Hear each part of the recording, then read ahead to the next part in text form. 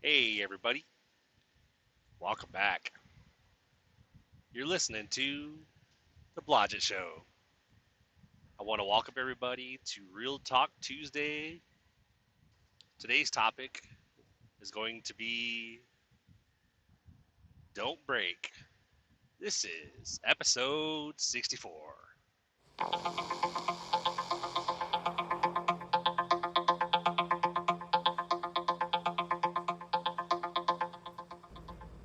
Once again, guys, welcome. Appreciate you being here. My name is Chris. I'm your host. And like I said earlier, today's topic is going to be Don't Break. The inspiration for that topic comes from kind of how last night went for me, really. I had one of those nights where my load canceled, and the load, basically the work that they replaced it with, instead of me doing one load up to Illinois and back, I did 3 loads, all with doubles, back and forth between Nashville and Bowling Green. It's a pretty easy drive. It's only like 60 miles. It's not that bad. It's the hookups and unhookups. Most of the hookups, because the unhookup is pretty easy. Breaking everything down is a lot easier than setting everything up. But still, it's 2 trailers each direction. So basically, by the end of when I got parked this morning, I had actually dealt with 12 trailers. I was like, holy crap. And it was definitely the last set that really put the nail in the coffin for me. Because when I was trying to get it set up, I had the dolly set up. Because I was basically took 2 loaded trailers up to Bowling Green, and I was bringing 2 empties back because they didn't have any loads going back to Nashville on the 3rd set. It was only they only had the two sets, but I guess they have a guy that goes up there 3 times a night. Goes back and forth, basically does that, and I guess he ran out of hours, so congratulations, I got to do it. So I was like, oh well, I did it, but it's not something I'd volunteer for very often because of the fact that I've got the different injuries from the past, when I've looked at my back, my knee. I don't have an injury, I've never had an injury with my shoulder, but I have had occasions where I've had to take it easy because I overdid it, especially dealing with those dollies because they're not exactly light. But so that last set, when I was getting it set up, I had the dolly set in front of the rear trailer. I backed the front trailer up, close to the dolly, was probably like half a foot. You try to get it as close as you can, so that way, especially if you end up realizing you're on an incline, you don't have to pull the dolly forward too much, because if it's on an incline, then you got all that weight basically working against you. So, and that was the case last night. There was not only was the incline towards the rear trailer, but the dolly, there was also a little bit of a hump on that part of the driveway. So I had to pull the dolly over that small hump, which wasn't that big. It was maybe equivalent to if you go off on the shoulder on the highway. You feel the kind of a dip a little bit because the shoulder might be a little bit lower than the road. So I had to pull it over that, and then using every ounce of strength I had, I would pull it forward. Of course, I didn't have the trailer lined up 100% with it, so I'd pull it forward, and then I was trying to rock the dolly back and forth from one side to the other, try to adjust it a little bit. So all I had to do was pull it forward and hook it up. But I must have tried for 15 minutes, and it got to a point where towards the end I would pull it all the way forward, and I would have it right next to where you hook it up at, but just be off to the side a little bit, and I'd be trying to hold it there with all my strength while trying to rock it to the side to try to see if I can get it hooked up. But then of course you get to a point where where your arms are giving out, and I felt my heart thumping in my chest, and I let it go, let it roll back and bump against the back trailer, because I was like, I'm gonna give myself a heart attack. It's everything, my knees were hurting, my ankles were hurting, my arms were hurting, and I felt like I was, I was like, man, I'm gonna end up killing myself right here. I was like, wow, okay. But finally, I managed to rock it enough to where I could pull it forward and I could get it connected. And then at that point, I'm not gonna lie, I pretty much wanted to lay on the ground because of like, oh my god, I'm hurt. Texted the wife, was, yeah, I think I just came closer than I ever have to give myself a heart attack. She goes, what'd you do?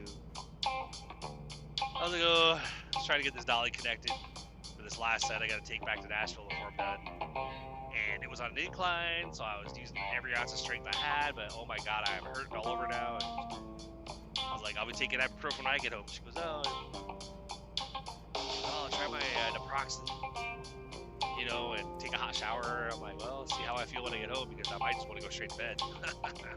By that point, it was already like 6:30, by that point, which I could have done 3 trips back and forth really quickly if it was singles, like a 53-foot trailer or 1 pup, but doing doubles, especially the second set, I had to wait until midnight because I got back like 10:50, and they're like, oh yeah, when the midnight crew comes in, like, they'll get you all set up, they'll get the door closed, whatever, the trailer you're waiting on. So I'm going, so am I only taking 1 up there? It's like, oh no, you're taking 2. Like, it's basically taking it loaded and empty, and I'm like, man. So tried to move as fast as I could, whenever I set trailers up, but I pretty much told the boss straight up when I started with him. I said, I'll do them. Like, if you end up fill it in when my load cancels, if you end up filling it in with stuff that I have to do multiple rounds of doubles, I was like, I'll do it, but it's gonna take me a minute because I'm not exactly really fast with it. Sometimes I can get them set up pretty quick, especially if they're already in an area that where you don't have to move them. We have enough room in front where you can set the dolly up, get hooked up to the front trailer, pull in front of that back trailer, have enough room to pull forward enough to where you can actually back it up. Sometimes I've set up trailers where you'll have like there'll be like 2 rows right there. And so I'll set up the dolly in front of the trailer, and then I'll go ahead and I'll just very creatively, swing the trailer in front of that other trailer without being able to really pull straight forward from that because of the next row of trailers. So I end up getting it set up, but lately I haven't done that. Anytime I've had to do doubles, if I have to, I just move the trailers to a more wide open area, so that way it's easier for me to set them up. Figured try to stress less, just deal with it that way, But so I finally got it. The funny thing was, like, when I was on the second run up there, I think I probably got up there like 3-ish, whatever, in the morning or whatever, and like that, I learned very quickly that hub apparently closes overnight. I don't know what time they close. They close at midnight, open back up at 6 or something. Because when I got there like 3 or 3:30, I was able to get in, obviously, because I was able to scan my badge at the gate, but getting off the interstate, I was like, oh man, I really have to go to the bathroom. One of those, like, you're not gonna make it too far, and I was like, it's all good. I'm literally getting off. Gonna be pulling in here to the Bowling Green hub, and in like the next 5 or 10 minutes, I'm good. I should be fine. I pull in there, and I thought, all right, I'm gonna pull in the gate, let the gate close behind me. And I'll set the brake, and I'll go ahead and run inside the bathroom. I go up to the door, it's fucking locked. I was like, are you kidding me, man? Because most hubs usually have at least somebody there, like, a lot of the time. And so it doesn't matter what time you get there, you usually can still make your way inside to like hit the bathroom or use the microwave to like heat up food or whatever. Apparently not that place. Like that place, I guess they're fully shut down during the overnight hours. But alright, so I got in there and I was like, well crap, I don't think I'm gonna last until I can get everything hooked up. So basically what I did was that there was a mom and pop truck stop literally like half a mile away down the road. we're talking like the kind of truck stop that has like two or three fuel lanes, and they might have like spaces for like 3 trucks to park. Of course, there were trucks that were parked on the curb right next to the truck stop. There were trucks that were, I think there's one that was parked, 2 that were parked beside the fuel islands or whatever, you know, places where you're not technically supposed to park, but you know, if you run out of hours, what can you do? Like, I don't think I've ever parked like that, mainly because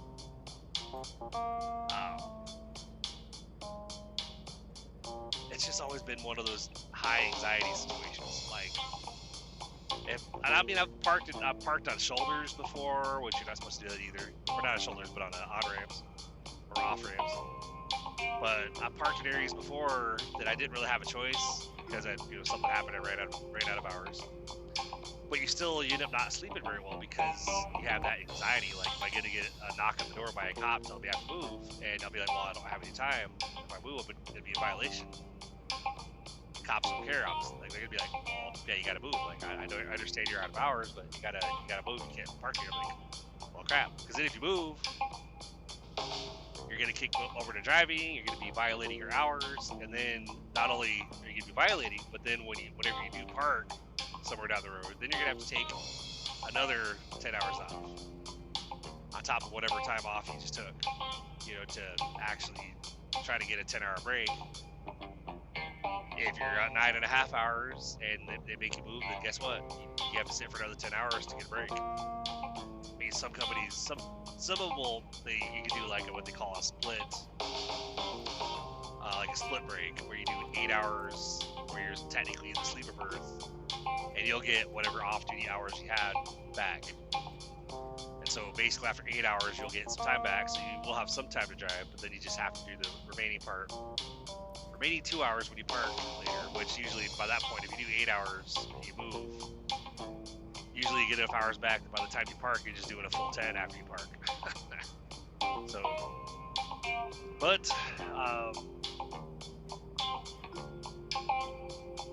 So I go down I'm sorry, got off on a little tangent there, so I apologize. This is me keeping it real with you guys, you know. You guys should know by now, you know, just this is how I am, you know, but so I always try to keep on topic. Sometimes I might veer off a little bit, and I'll try to veer back, you know, but so there's a mom and pop truck stop down the street, the Bowling Green FedEx, and I really had to go to the bathroom to the point where I was like, well, I don't want to have an accident, you know. I've done that out here more times than I'd like to admit.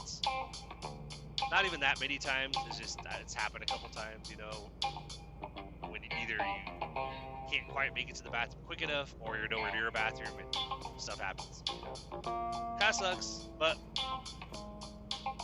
that's why you always come prepared, you know, especially like if you're on long car trips or whatever. You guys know what I'm talking about. You know, it's always good to have a contingency, you know, have like, you have the flushable wipes, have paper towels, have the like sanitizing spray. You know, depending on how bad things might get, maybe you have extra clothes with you, whatever. So I rarely ever need them, but I'll admit my work bag I have extra clothes, you know, just in case. You know, you just never know, you know. Especially on those occasions, you know, fellow drivers, when your stomach's twisted and you're like, oh my god, I really have to go. And guess what? Traffic comes to a stop. So you're sitting in traffic, not moving, and you're like 3 miles away from the nearest exit that has a truck stop. And there's not much you can do. So it's like, oh man, fun times, you know. Those are the days that you get home when you're more stressed, you know, and you're like, ah man, gotta get home, take a shower, de-stress a little bit, you know. But thankfully though, what I knew that there's a truck stop down the street, so what I did is I thought, well, I'm not gonna worry about breaking down this set of doubles yet. So what I did is I lowered the landing gear in the first trailer, unhooked everything, and I disconnected from the whole set altogether. And then I bobtailed, which for e-car drivers, that means we drive the truck without the trailer. The semi by itself without a trailer is called a bobtail. I have no idea why. It's one of those things is like, when I do my swap up in Illinois, for whatever reason, FedEx has it in the system called a butthead swap. That was a fun conversation with my wife because I showed her my phone when I was showing her that I'm loaded, or I got a load assigned. You know, my load's running. So I showed it to her and she was butthead swap. I was like, yeah, I don't ask. I was like, I have no idea. She was, yeah, what the fuck? So I'm like, I have no idea. I was like, I don't get it either. I don't know why they would call it a butthead swap. That's kind of weird. But, So, I bobtail out of the gate. I head down the street to the truck stop. Go into his bathroom. Get all, hands washed and everything. Back in the truck, back up to FedEx. And I thought, nobody's here. So I thought, you know what? My initial thought was I was going to see if they had an extra dolly. And I would find 2 empties. And I would, because I knew for the third trip, I was going to come up there loaded and bring 2 empties back. So I thought, you know what? I'm going to try to see if I can set myself up for the next load. So that way when I come up here and drop the next one, I'll just hook up to the doubles that's already set up. And then take off. Figure no one's there, no one should mess with it, no one should break it down, whatever. So, but sadly, they didn't have any dollies up there, which kind of made it understandable about how a bunch of the day cab trucks that were parked there all had dollies behind them. Like they were parked with a dolly behind them. So basically, they're like reserving their own dolly. I was like, well, I can see why they do that now. All right. So what I did is I found 2 empties, and I put 1 empty on the side of the lot.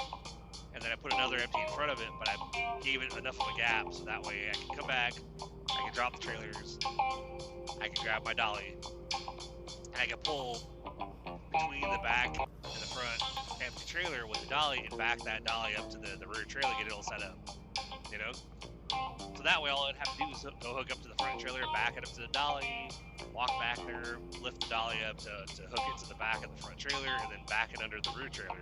Figured one less step. All I have to do is set the dolly up and then back start backing everything together. So I get in there about when I come back with that third load. I get in there about 6:15, 6:30, something like that. I think it was probably like 6:15. 10 or 15 minutes after 6, somewhere like that, because I know I spent 15 to 20 minutes fighting with that last dolly or whatever. But I get in there and I saw that one of the inside lights was turned on. I was like, oh crap. So I thought, oh shit, somebody's actually working, because I thought they'd still be closed, like my trailers would still be set up back there.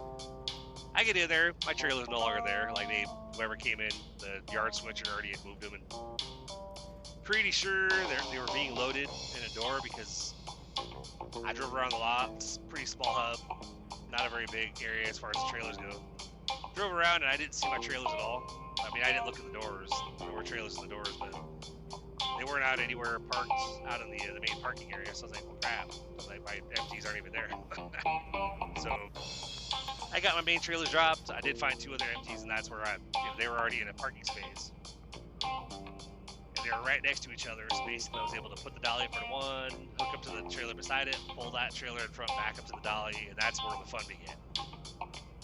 Where I was like back there trying to put every ounce of strength I had and gripping it very tightly or whatever, and trying to pull that thing, using your whole body weight to pull this heavy ass dolly. To pull it forward, but then realizing you're not lined up, so then you have to like try to rock it back and forth and try to get it to shift off to the side a little bit. But in that process, you can't keep pulling it forward, so it starts to roll backwards again. I was like, man.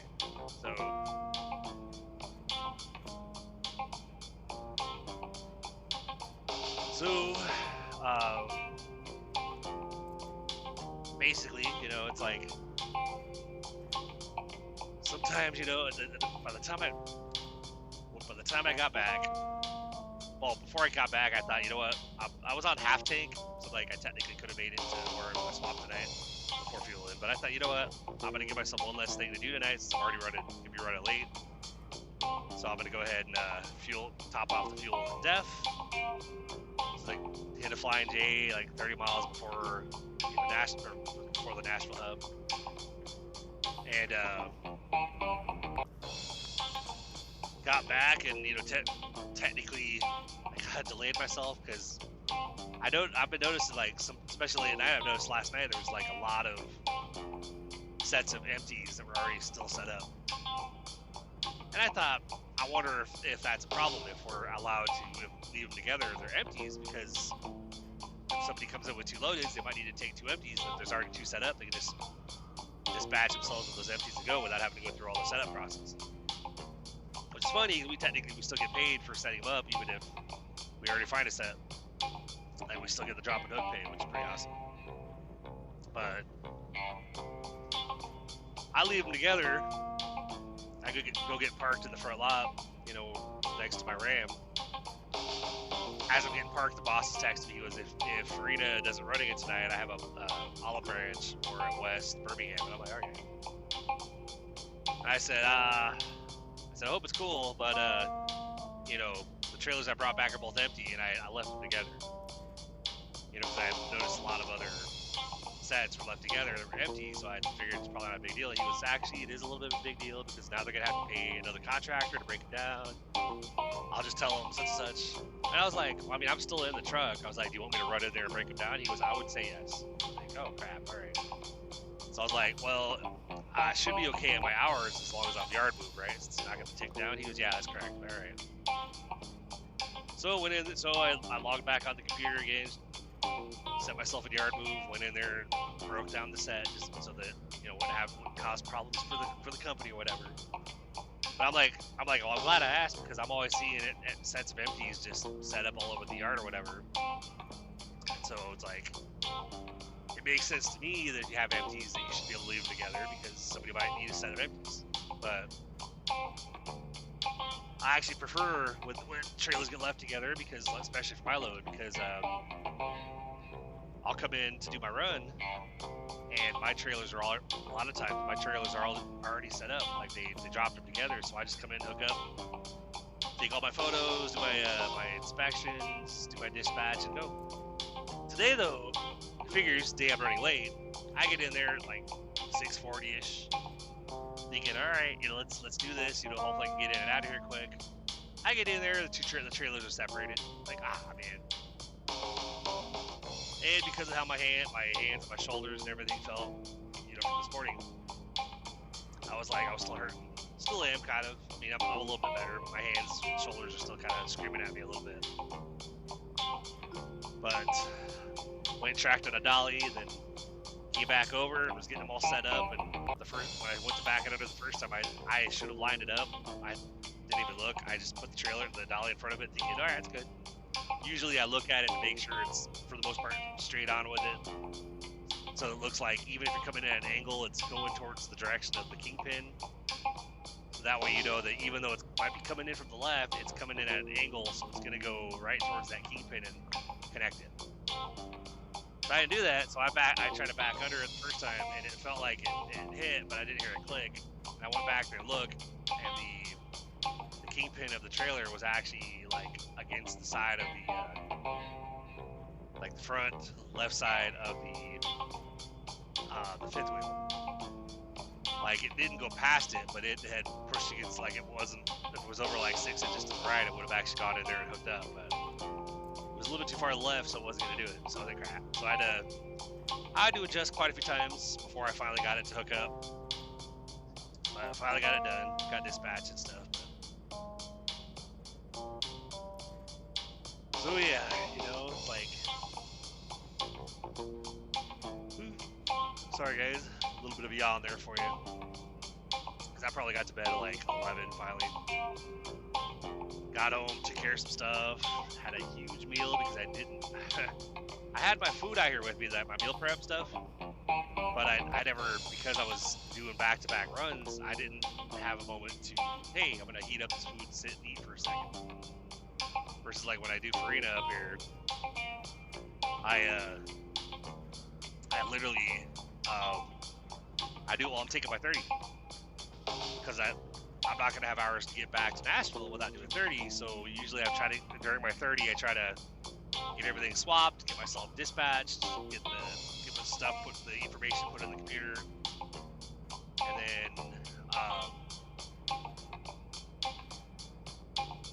and then also like hit the bathroom, grab food, you know, heat up my food, whatever, and eat. Sometimes I'll go over, you know, go over the 30 a little bit before I finish my food and whatnot. But nights like tonight, like literally I was finished and getting my stuff put in the computer the last couple minutes of the 30. So then I'm sitting there, you know, I figured, well, I'll still have a couple minutes, so I went ahead and did the blood sugar test, you know, with the glucose meter or whatever. I was really low when I got up to go to work. Literally, I was like grabbing my oatmeal or whatever, getting ready to head out, and I went ahead and did the blood sugar test. It was like 77, but crap. So checked it, you know, tonight when I was at Farina, and it was like 99. It's all right, cool, that's better, you know. It's funny, and I'm dealing with a lot of wind, so that's fun. Especially when you got doubles and you're feeling the whole truck rock both directions. So like, this is fun. That plus being tired already, you know. Sore everywhere. But hey, it's all good. So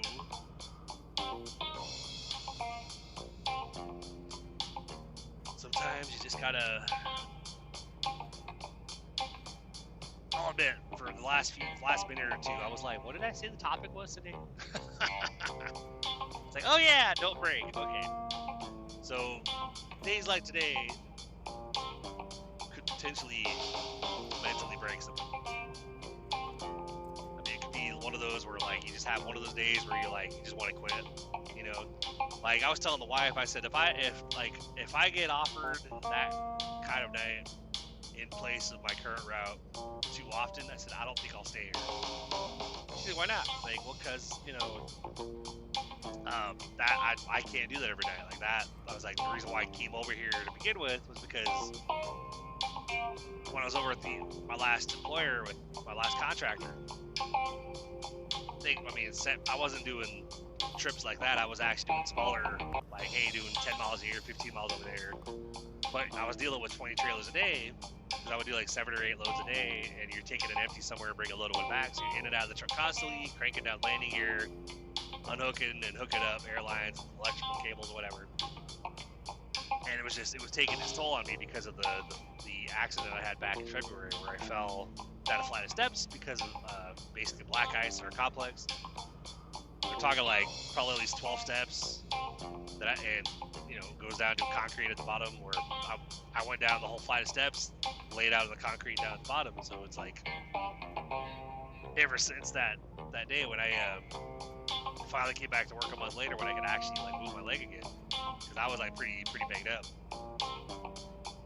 Just getting in and out of the truck that much was killer. So I after about a month with that employer, I started asking around and looking for something like what I currently do, my dedicated route. Cause I was like, I'm a driver. I want to drive. I don't want to be in and out. I don't want to be doing all the physical shit. And then last night, dealing with 12 trailers, you know, 2 there, 2 back, setting up the trailers in the dolly each time or whatever. Which most of the time it was fine.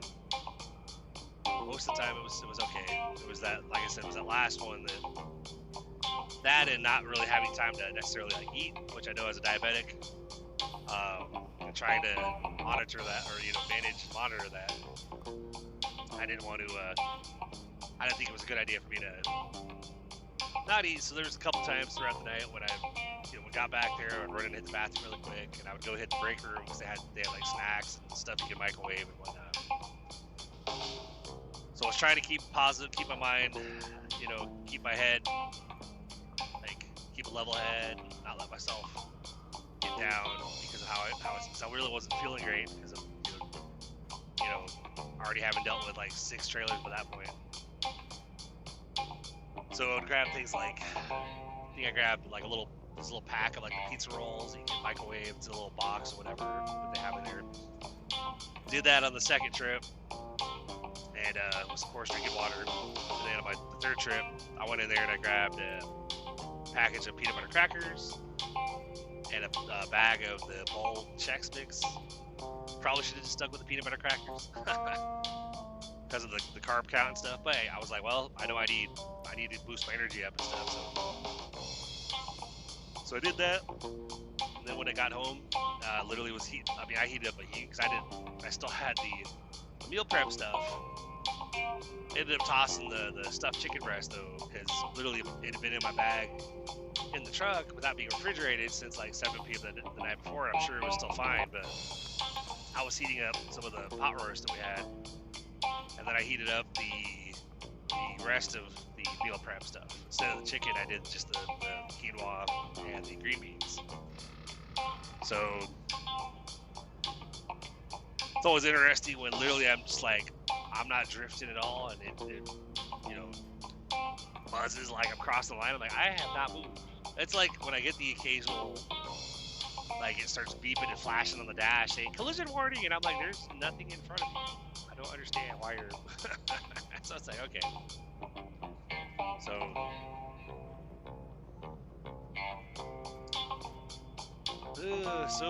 you know, occasions like that, you know, we have stressful days or whatever, and we can either give into it and let it break us, or we can keep pushing on, you know.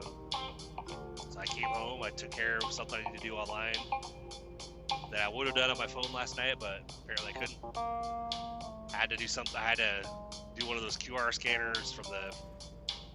I had to scan it on my phone, but I had to have the QR scanner code on another device. So I got on my Mac when I got home and logged on and got the code, scanned it on my phone, and so now I'm able to access that website, access that account on my phone, because I can now do the two-factor code and all that stuff, you know.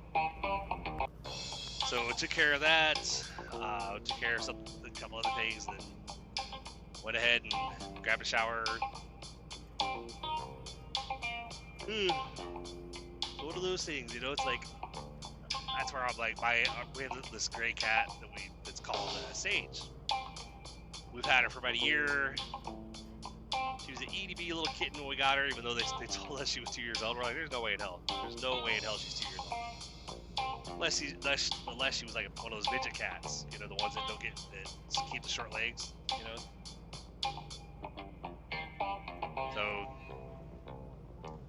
But now she's actually like regular size now, because obviously, you know, she's gotten older, she's gotten bigger. And if you lock her out of the room, she'll end up meowing at the door because she wants in. We're talking about high pitch meow, meow. Versus like her oldest cat, got the old lady meow, meow, meow. When she's begging for food. Looks at me like all pissed off because I start mimicking her. She'll meow and I'll be like, meow. Meow, trap, meow. She looks at me like, shut up.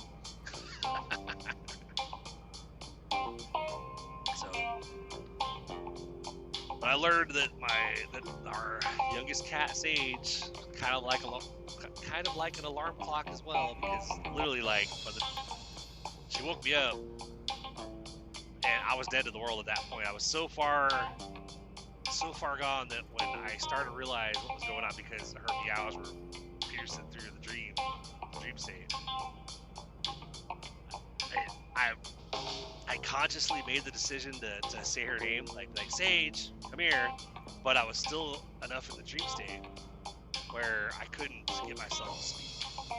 Where you're trying to get yourself to try to get your body to move, or you're trying to get yourself to say something, but you can't. Like you're like, come on,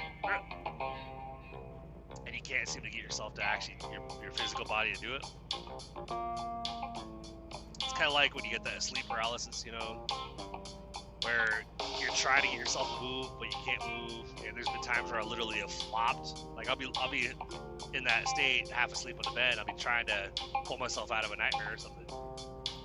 And the only way I'll do it is I'll end up getting my whole body to flop a little bit, because that literally jerks me mentally out of that state. I end up, okay, cool. Now I'm alert, I'm awake, I can move. All right, awesome.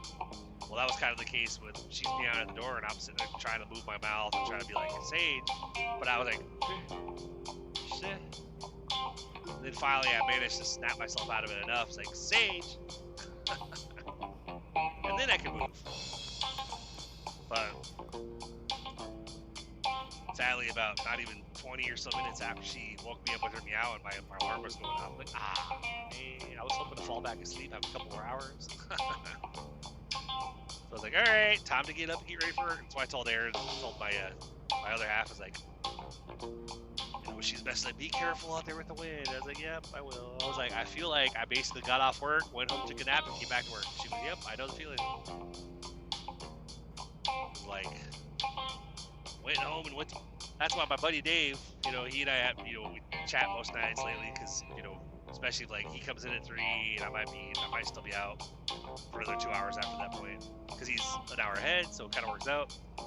But he's able to, I guess he has a little bit of time every day when he gets home from work to be able to get on and do an hour or 2 riding every day. And I'm like, I can't do it every day. Like I can, if I'm lucky, I can do it on my days off, you know, unless there's a lot of stuff planned for the days off. But I was like, work days though, like, especially if it's like today, got home, took care of some stuff, went to bed, got up, came back to work. There was no, you know, time to, hey, I'm just gonna open up my computer for an hour and kind of chill out or whatever. Nope, not happening. Not with the way my schedule is. So it's like, all right, you know. But definitely didn't let today break me, you know.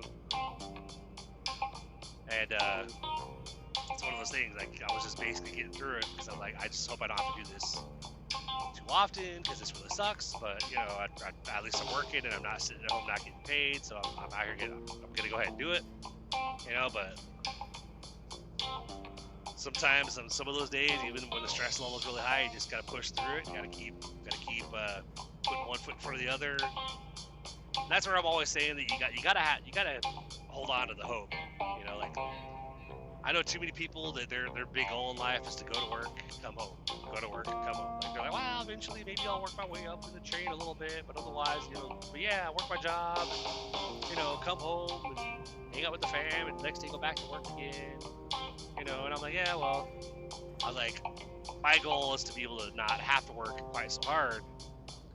And so I'm working on things on the side to hopefully alleviate that a bit in the next couple of years.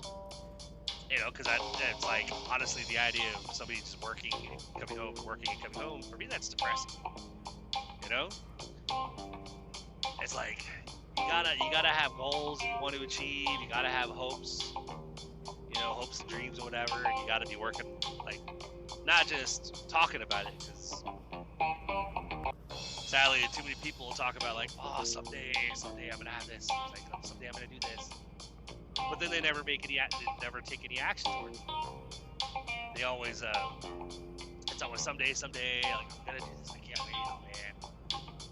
And for years, they'll keep working that same job, they'll keep saying, well, someday I'm gonna have this business, or someday I'm gonna have this food truck, or someday, you know, whatever the business might be, someday I'm gonna, you know, someday I'll lose the weight, someday I'm gonna get healthier, you know. But then they never take action, you know. And then life continues to happen, I guess, and before they know it, they're a lot older, and they're still in the same job that they've been at for the past 30 years, and they're still the same, they're still not the greatest health or whatever, and they're not happy because they look back and they have regrets, you know. So it's like, we gotta not let little situations like, you know, life stresses or whatever, or stressful days at work or whatever, or even negative attitudes of others around you. You know, like, other people might not believe in what you're trying to do, but as long as you believe it, as long as you believe that you can do it and you think it's possible, then, you know, that's all that matters. Who cares what other people think unless they're supporting you, you know? Because that's the key right there. Like, yeah, I mean, you obviously care about what they think if they've got your back. If they don't got your back, then screw them, you know? Like, their opinion doesn't matter. What they think about what you're doing doesn't matter. The only way it would matter is if they're in your corner. If they've got your back, they're supporting you, they're, you know, encouraging you, pushing you to be better. Then obviously care what they think. But that's the only situation where you should. Because if you got people in your life that question, that doubt what you're trying to do, whatever, and give you a hard time about it, then basically like, well, you know, thank you for your opinion, you know, but this is gonna happen. Like, this is what I'm doing. So That's why it's funny, actually, to see some of those negative people online. Like, there's one lady, I'm assuming it was lady based on the name. I don't know. But on Facebook, I shared, because the bank I use is Sophie. I don't know if you guys are familiar with that, but there's they have this promotion going on. I don't know how long it's been going on for, but I'm fairly new to Sophie myself, and I actually started sharing the leaks about this promotion where it's like get people to sign up for a new checking and savings account and fund their account with $10, and they'll get $25 free. And you'll get, as you as the referrer, you'll get $75. So basically, the promotion that a lot of people are doing online is make $75 over and over and over again. Oh yeah! I've posted a few times, because I'm not real big on recruiting online anymore. I used to be, but I shared it a couple times, and I had one lady that I have no clue who the heck she was. She was on my friends list apparently. She commented on one of the posts, scam. I replied back, it's actually not a scam, this is a bank. So, and then I gave it a little while, and I thought, you know what, I'm not even gonna bother with her, because I don't even know who the hell she is. So I deleted the comment and I blocked her, because I was like, obviously, like, there's people out there, no matter what opportunities you present them, to, hey, you can make like $50 here or whatever. Oh, it's a scam. Like, that's all scam. Okay. Well then, enjoy being broke all the time and never, I don't know. I'm not saying that'll happen, but a lot of those people that do comment that automatically go on opportunities and say it's a scam, they're the ones that are working there or figure they're just gonna work their job for the next 50 years, Like, oh yeah, it's a scam. Everything online, all these businesses that you see online, they're all scams. No, they're not. Or these opportunities to make a little bit here, make a little bit there. They're not all scams. Some of them are, but well, I just gotta be careful when you're looking at them, But we gotta not let things break us, guys. We gotta keep pushing forward. We gotta take it day by day, and sometimes those days can be really long, like last night for me. And I was grateful when I climbed in that bed this morning. I was like, oh my god, this feels so amazing. So I would have loved to get more sleep, but at least technically I'm off for the next 2 days, so that's gonna be good. So I'm definitely looking forward to that. Get to pick up my adult beverages, and just kind of unwind, relax for the next 2 days. Open up my computer and work on the next writing project for the Storytime Fridays. Here's what I'm thinking of doing for that, guys. Even though this is Real Talk Tuesday, but this is me keeping it real with you guys. But I'm thinking, because the last Friday was part 1 of the most recent story, Snowpocalypse. Even though it ended the way it ended, technically I could close it out like that, and that could have been it. But I thought, you know what? Like, I think there could be more, so I'm gonna do part 2. See if I can add a little more stuff to it, and really close it out, like bring it to a close. So that's gonna be next Friday. Whenever I get that written, that's gonna be next Friday's, or this upcoming Friday's story. And then what I'm thinking about doing the following week for the Storytime Friday is I'm thinking of reading both part 1 and part 2 together to have one big story on one of the Storytime Fridays. So I thinking to myself, and I'm like, that actually sounds like I think that would be actually pretty cool. Like, it'd be a much longer episode, but the whole majority of the episode would be a story. It'd be the Snowpocalypse story. So I'm kind of leaning that way, thinking that would give you guys a really long story on one of the Fridays. That way, if you're out driving or whatever, you're able to listen to something for an hour or two or whatever. You can pop on there and listen to the full Snowpocalypse non-short story. But yeah, we gotta keep pushing forward, guys. We gotta just do what we can, and keep try to keep a positive outlook and stuff. that's where I struggle if I have people around me, like friends or whatever, that, you know, are going through, even though they're going through things, like when you're as an outside observer, you're seeing that, like, well, things are better. Like, why are you so unhappy? You know, wow, this is going on, that's going on. Like, okay, well, I mean, think about it. Like, things could always be worse. You know, like, I was like, it's always like, why don't you focus on the things that are good instead of focusing on things that are bad? You know, because there's so much more good out there than there's bad. Especially if you got out of a dangerous situation or an abusive situation, or you got out of let's say you got out of a bad job that was treating you really bad, and you're in a job that treats you better, but maybe they don't pay as well. You know, but you're happier there for the most part because of the fact that you're not treated like crap. But you're also unhappy because, you know, obviously bills are stacking up because you're, you know. So it's like, okay, yeah, I hear you. You know, finances are important and stuff, but it's also, you got to focus on whatever is good. So, like, even though we have that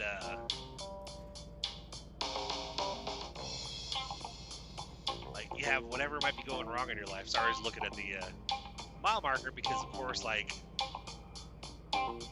for a second, you know, I thought, did I make it down to the split that goes off to St. Louis yet? And I was like, oh yeah, I did that a while back. Being that it's rainy and dark or whatever, and of course, doing my episode with you guys and all of it, I'm tired. So I was like, what mile marker am I at? How far? Oh, okay, cool. I'm already down like 20 or 30 miles. All right. So I was like, I'll have those occasions where I'll have a brain fart, you know, because of being tired. Like, I'll be chatting with my buddy Dave or whatever, and like literally mid-sentence, and all of a sudden I stop, and he goes, what's wrong? And I'm like, I just had a brain fart, man. I said, I have no idea where I was going with that. He goes, that happens to me all the time. I was like, yeah, me too. I was like, especially when I'm tired. Because we work kind of like opposite schedules. Like, I work the swing shift into the graveyard shift, depending on how late I work. Usually it's like get back home at like 5. Nights like today, or last night rather, where I got home this morning at like 9 o'clock. So I was like, oh man. So those days, I'm definitely pretty tired and can easily forget what I'm talking about. So, but it happens, you know. It's why I, got those goals set up. I'm working on long-term stuff to hopefully alleviate some of that stuff. Hopefully get my wife a food truck. So get her out of her stressful job into what she wants to do. Get me out of what I'm doing, and that way I can be just pretty much home full-time, doing stuff like being a full-time podcast host and full-time writer, because I do have a good chunk written in a book that I started many years back, and I had added to it recently. And so I'm kind of one other thing too that you guys might find interesting is I'm thinking about for a second book, turning those short stories that I do every Friday, eventually as they accumulate, get enough of them, combine them together to have a book of short stories. Maybe call it Blodgett Show stories. Blodgett Show with a little tongue twister there. Blodgett Show short stories. I try to say that 10 times really fast. But it's kind of what I'm thinking there. But obviously, it's not something that has to be decided right now. Because obviously, I'm not publishing anything just yet. But that's why I'm trying to stay consistent every week. Keep these episodes being posted every Tuesday and Friday between 5 and 6 p.m. Central Time, and try to stay committed to hopping on my computer on my days off and working on writing. At least at the bare minimum, working on the project for Friday, so that way I can get Storytime Friday recorded. But at some point, I would love to hop on there and actually get more stuff written up for the added to the book or whatever. And then still working on the website, of course, but once that's up, anything like that, once I get book published or whatever, or if I publish a book with short stories or whatever, then obviously I can promote that on the website, so that way you guys have access to it, and go and buy them and download them, plus merchandise eventually. That's why I do another shout out to even though I don't think he'll hear this podcast, but who knows? To Scott Johnson over there at the What Was It Like, or What Was That Like podcast. Still pretty, I'm still glued to that whenever I'm listening to the podcast lately. It's usually his show right now, because I don't know how many episodes past where I'm at that he has available, but the last one I listened to, they had mentioned, and the year 2020, so I'm pretty sure I still got a ways to go. Pretty sure, I'm not going to run out of episodes anytime soon. But I love listening to hosts like him, and hosts of other podcasts, and hearing some of the things that they offer their listeners, or like things they have on their website or whatever, and be like, that's actually a really good idea. I never thought about that. Being open to suggestions, But anyway, guys, on that note, I think I will look at it going, yeah, it's already a pretty long episode, but hopefully you guys found some value in the real talk material tonight. Sorry, I did kind of ramble on a little bit, That's a problem being tired. Like, yeah, there's a topic you want to cover, but then like your brain kind of like jumps around from like here to here to here to there to over here again. So just try to push forward, do what you gotta do, Not like the topic says, do not, don't let it basically don't break, do whatever you have to do, to go about your day, whatever, do your job, take care of your responsibilities, but then also make sure to do what I'm also, one of my favorite things, the thing that everybody should always remember, self-care. It can be anything from going to a movie, going out to a baseball game, going out for a drive. For me, and I know some people probably, oh, that's not healthy. For me, my adult beverages on the weekend, for me, it's self-care, because it like literally, when I'm enjoying my drinks, I am completely relaxed. I'm one of those, like, there's different kinds of drunks out there. The ones that get up the courage, they're drinking, all of a sudden they go start a fight with somebody that they have a problem with. There's the ones that'll randomly call people that they normally wouldn't call when they're drunk. Case in point, my cousin Gerald. Love my cousins up in Connecticut, PA. But it's like, I literally never talked to him. I think I talked to my cousin Mary through text on the phone. Quite a bit back in the day, which we haven't for a while. But her brother Gerald, we would talk when I was up there visiting, but otherwise we've never talked on the phone. So it was interesting one night when my phone went off and it was Gerald's number, and I didn't answer because I was like, why is Gerald calling me at 1 a.m? It's like, so I didn't text, I didn't respond back, I didn't call him back, I just let it go to voicemail. He never left a voice message, and I thought, when it came through, I thought, Gerald's probably drunk. Like, I'd be willing to bet this is a drunk dial. But then I'm like, but why would he be calling me, though? I don't get it, But that's not how I'm one of those that, like, when I enjoy my drinks, I am just kind of chilled out, I'm relaxed, it's basically like kind of the I don't give a fuck type. Like the stuff that normally bothers me, I'm like, all right, whatever, like right now I don't worry about it. That's what I'm like when I'm enjoying my drinks. Like still put on Netflix. I think there's one or two of those stories I wrote. I actually was still feeling it pretty good from my adult beverages and whatever. And yeah, I managed to get the story written. I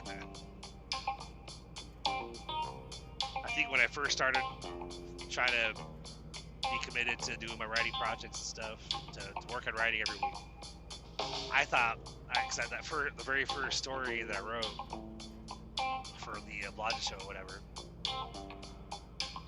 I wondered before I started it, because I was, enjoying I had the margarita mix, I'd had